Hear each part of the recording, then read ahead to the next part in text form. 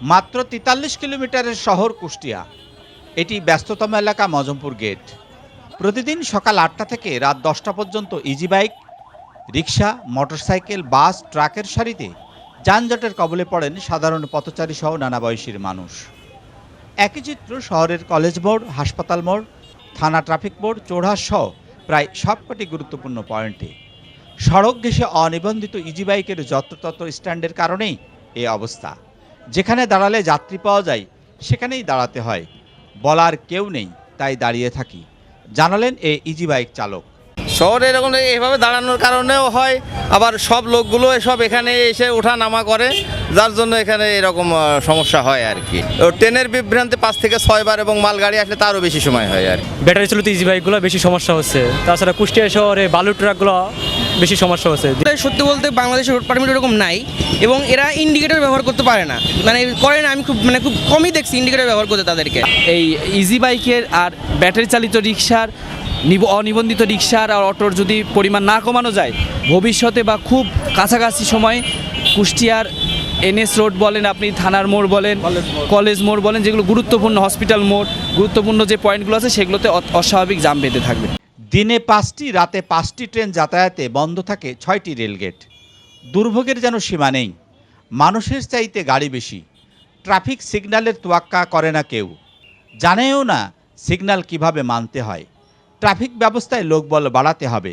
অনিবন্ধিত easy bike, battery চালিত রিক্সা, বালুর ট্রলির বিরুদ্ধে কঠোর পদক্ষেপ নেওয়া হলে দ্রুত এ সমস্যার সমাধানের প্রত্যাশা এসব পথচারীদের।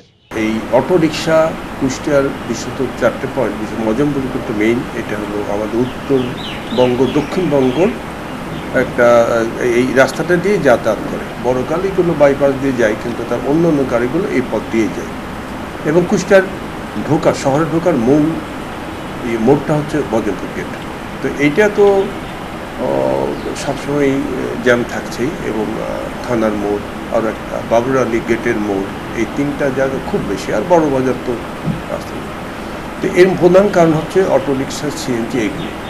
শহরের মধ্য থেকে রেল লাইন স্থানান্তর, ট্রাফিক ব্যবস্থাপনাকে আরও দক্ষ, স্বচ্ছ এবং পৌর কর্তৃপক্ষকে অবৈধ যানবাহনের বিরুদ্ধে ব্যবস্থা গ্রহণের দাবি পরিবহন ব্যবসায়ী ও শ্রমিক নেতৃবৃন্দের। এই পাশে বাজার দখল করে রাখেছে, আর বাম পাশে ইজি বাইক আর CNG দখল করে রাখেছে। সাধারণ মানুষের চলাফেরার যে কি কষ্ট, কি ভোগান্তি, একটা মানুষ একটা রুগী নিয়ে যেতে পারে না। ট্রাফিকের এতে কোনো দোষ নাই, যেহেতু ট্রাফিকরা তো তাদের কাজ তারা করেন। মূলত সমস্যা হচ্ছে লোকবল আছে, যথেষ্ট আছে, তারপরেও সরকারের যে পরিমাণে লোক দেওয়ার কথা, যে পরিমাণে প্রশাসন দেওয়ার কথা, সেই পরিমাণ প্রশাসন সরকার দিতে পারে না। যানজট বলতে যেটা বোঝায় সেটা কুষ্টিয়া শহরে নেই। তবে দিনে 14 বার রেল ক্রসিং হয়, তখন গাড়ির চাপ কিছুটা বাড়ে, এমন কথা জানালেন কুষ্টিয়া ট্রাফিক পুলিশের ট্রাফিক ইন্সপেক্টর কাজী হাসানুজ্জামান। একটা কোনো ক্রসিংয়ে আধা ঘন্টা বসে আছে এরকম কিন্তু নাই, তারপরেও কিছু কিছু সময় আপনার যানজট থাকে। সেটা হচ্ছে আপনার মজমপুরের একটা প্রাণ কেন্দ্র।